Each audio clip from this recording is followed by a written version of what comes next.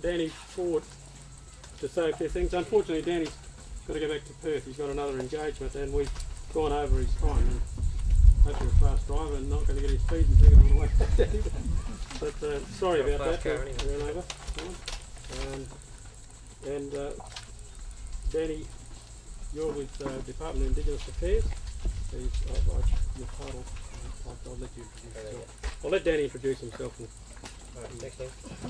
Uncle Ed, sorry. Firstly, thanks to Uncle Ed for approaching DIA to help fund this. Originally, my idea was to bring the Director General down because she's fairly new to Indigenous Affairs, and I wanted to see these kind of places. And she's been to New Norcia in another role, but people hardly ever get to Rollins itself, and it's my first time here. And it is a beautiful place, and I do take on Phil's views that for some it's a positive experience and others it's a negative experience.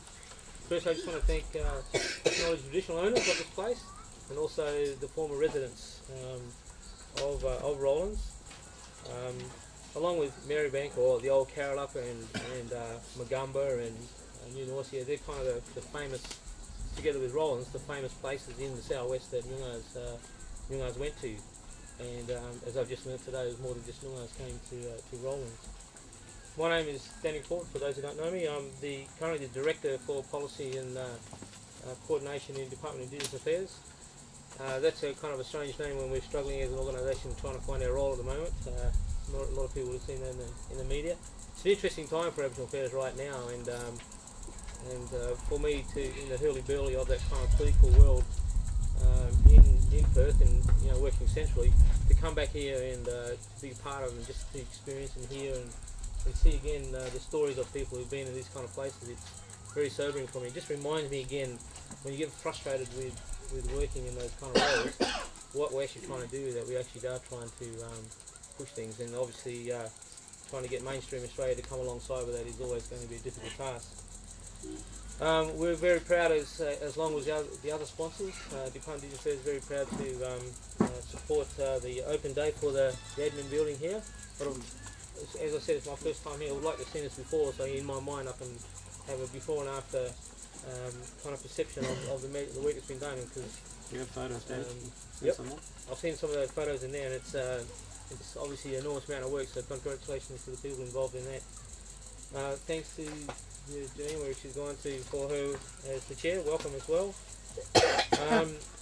And Department of Indigenous Affairs, a lot of the emphasis in the state is up north, as you can imagine, in remote communities. And people often forget that most blackfellas live 26 of the parallel, and we constantly remind our superiors and our political masters around that.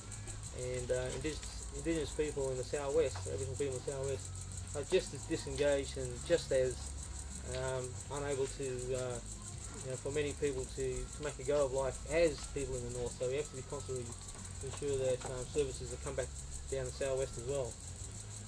I won't say too much more, but just listening to Phil and some of the other stories, it was only yesterday, it was in the papers, and I must say that we Indigenous Affairs Department didn't even know about it, but the Premier made some announcements around people that were taken into care and abused in care can claim for compensation. So just be aware of that and watch the media and how that transpires. And maybe a bit later on, DIA can disseminate some information around that. There are actually some packs in that box over there for people who are chasing their family history records from DIA. There's a couple of places you can get that, and our people in DIA will be able to help you access that. So there's 20 or so packs there if you can grab one. Uncle Ed was saying to me earlier that he himself hasn't gone and checked his records out. So you might want to grab one of those packs first up to make an application. And I was down here very recently where I ran Uncle Ed and he asked me about helping sponsor this today, and we were on a stolen wages project. So when you think about all these little tiny things that are chipping away, around, and stolen wages is much more than just stolen wages. It's not.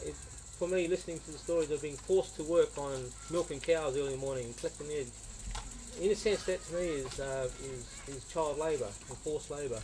Not being able to get your child endowment. Some white bureaucrat said to you in the early days, no, you're not eligible for this, when you actually were eligible as a citizen. Those kind of things. It's not just purely about wages, but where you were not able to access your entitlements. So just remember that and also for people who've actually who were mistreated around that, who've since passed on. I think their descendants can also make applications. So it's not just purely about the people that are alive today, but people who passed on. So just be aware of this. The other thing that's kind of interesting in Aboriginal affairs is things like the mention of Aboriginal people in the Australian Constitution. In the preamble to that, that's never been acknowledged previously. And also reading about the word sorry and whether that gets to Guernsey and whether the Commonwealth Government or the Australian Government will make an apology using the word sorry. So it's interesting times for Aboriginal affairs. So it's kind of like watch this space and see where it all goes. I won't say too much more. It's just that I'm very proud to represent DIA. And very happy that I've got the invite to come here today. Apologies for my Director General, she wasn't able to make it.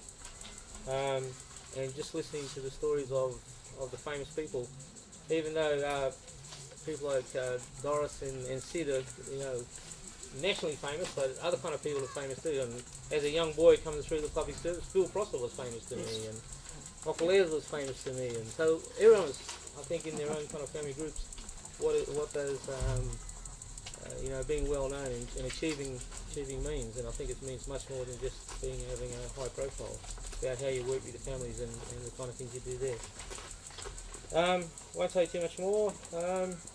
Congratulations, excellent work for your organisation and for the passion and the pride that the people and descendants of the Rollins mission show here.